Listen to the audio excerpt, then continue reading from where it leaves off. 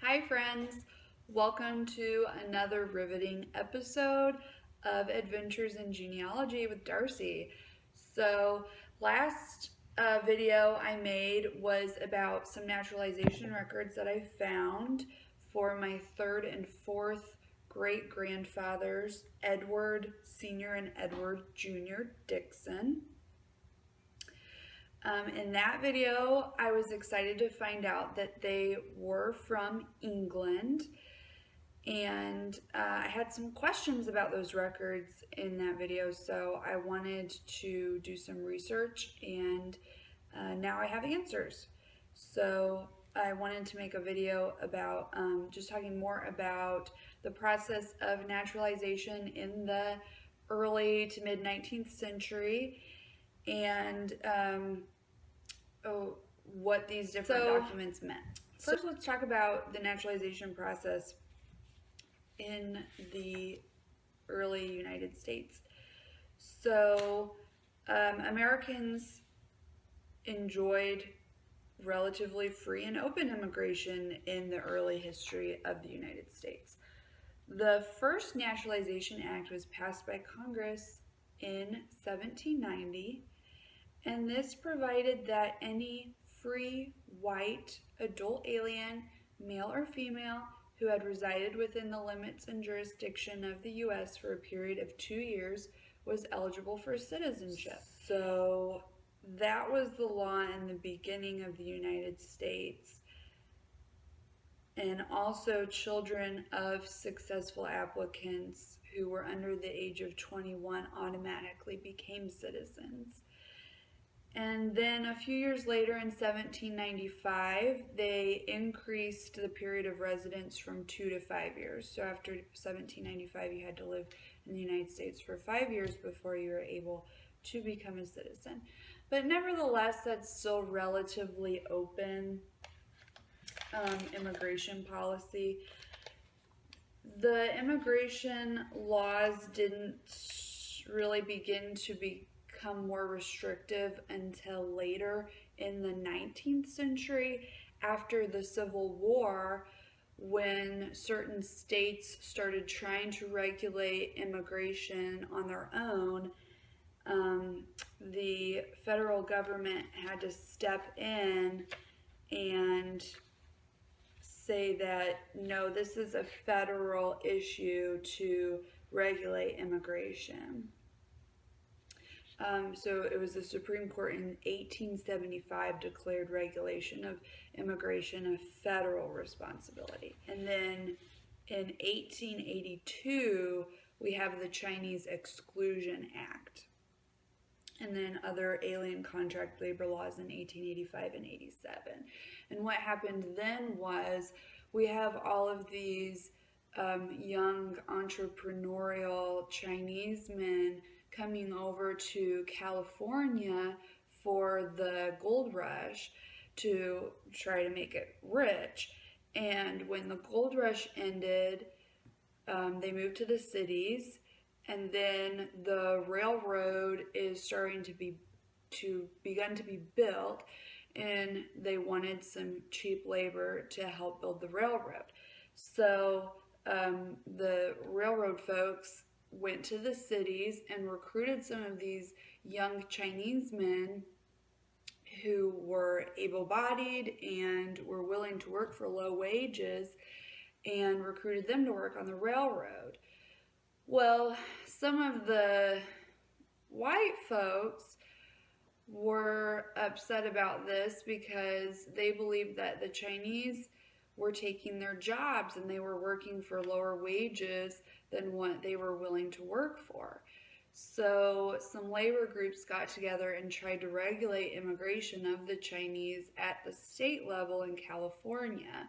And that's when Congress stepped in and said, no, this is a federal issue. But they did end up creating the Chinese Exclusion Act in 1882. And at that time, they also levied a head tax of 50 cents on each immigrant and excluded the entry of idiots, lunatics, convicts, and persons likely to become a public charge. So when you came over to the United States at that time, you had to prove that someone either was going to pay your way or you had the resources to take care of yourself, basically. Okay, so that's when immigration started becoming restricted. It wasn't until the late 19th century. So when my relatives came in 1832, it was relatively, when my relatives came over in 1832, it was relatively open. And they could pretty much just walk right in. So the first document that he had filled out indicated that he came to the United States in 1832, but he actually had completed that document in 1845. And then the next document in which he actually was becoming naturalized was completed in 1848. So he came to the United States in 1832, but was not naturalized until 1848. So obviously that was over 5 years. Maybe he wasn't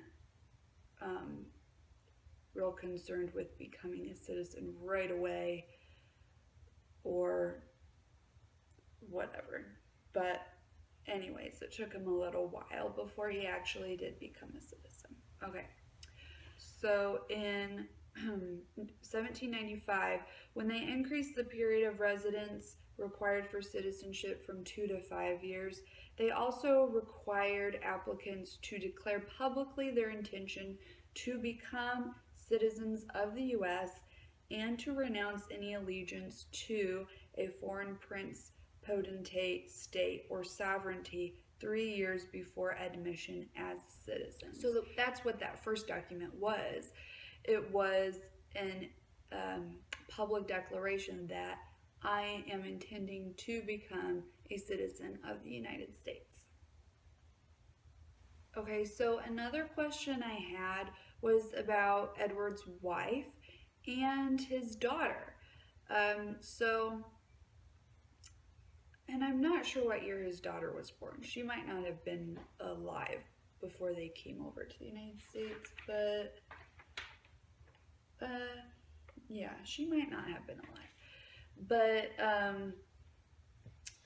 what about his wife? Because surely she came over to the United States at the same time as him, or maybe she didn't, I don't know. But either way, I wasn't able to find any records of her. So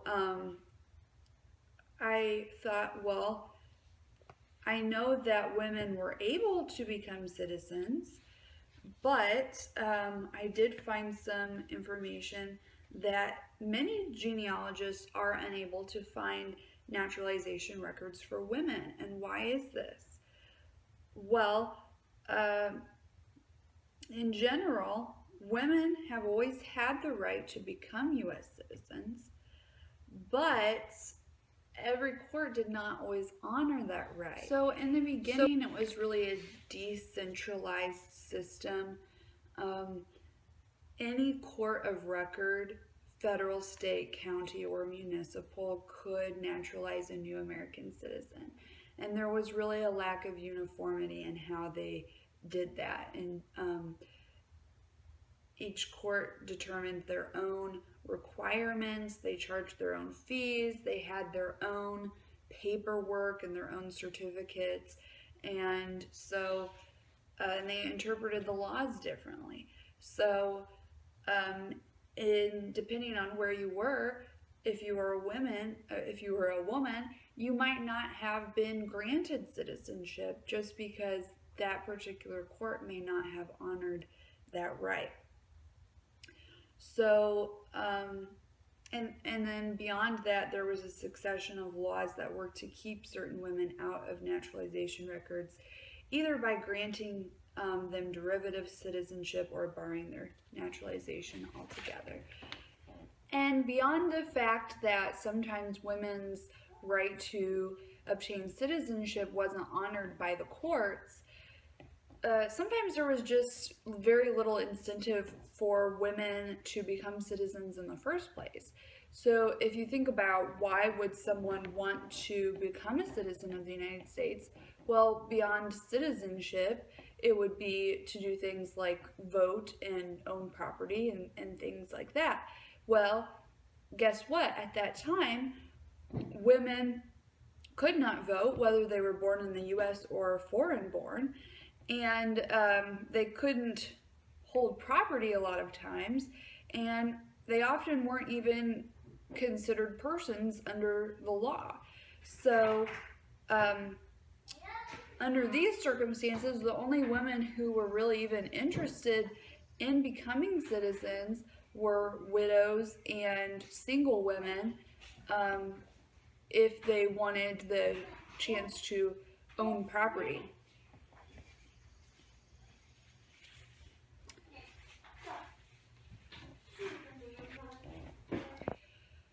So it's likely that my, what would be my fourth great grandmother, Sarah Ellis Dixon, didn't ever even apply for citizenship because she may not have had a reason to do so.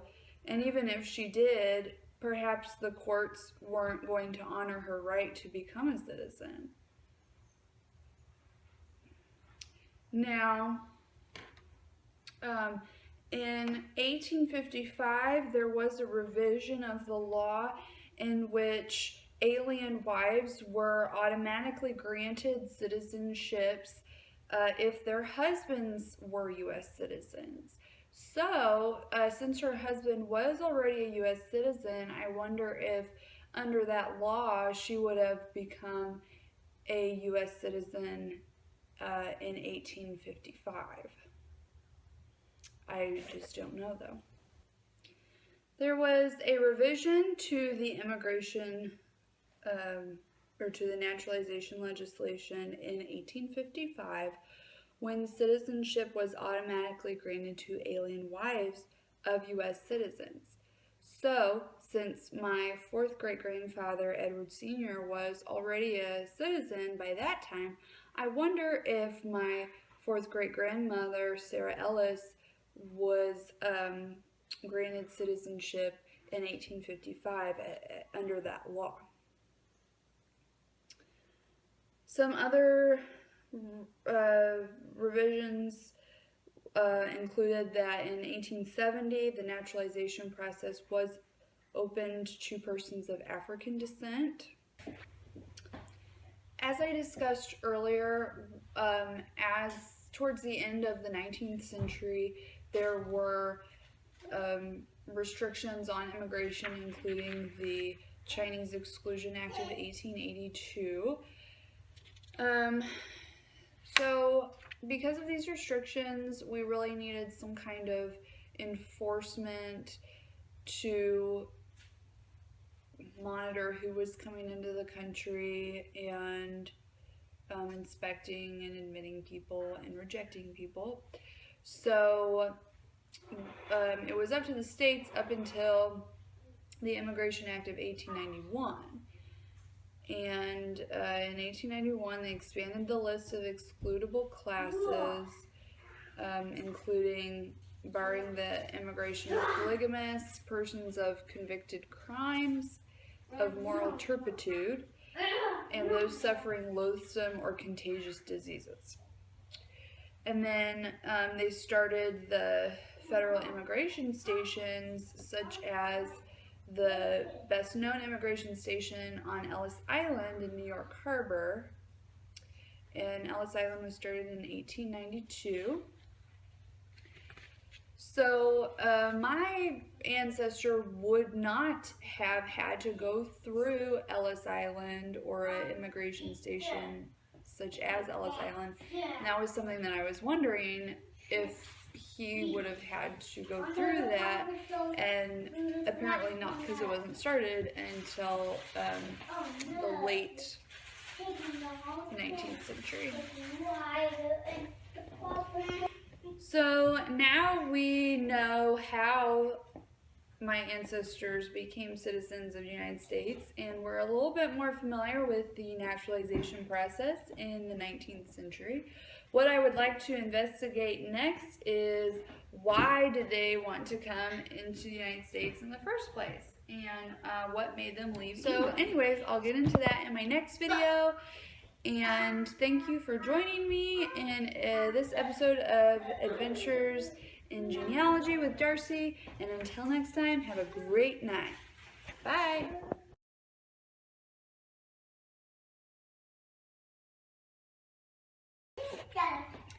So speaking of the railroad and the Chinese railroad workers, I wanted to share a story that has nothing to do with my ancestors, but my husband's family farm is located on Shanghai Avenue, and the story is that and there's a railroad that runs across Shanghai, and the story that my husband told me was that it was named after the Chinese railroad workers that worked on that railroad. So I have no idea if that's true, but I always thought that was an interesting story. So if anybody has any more information on that, let me know.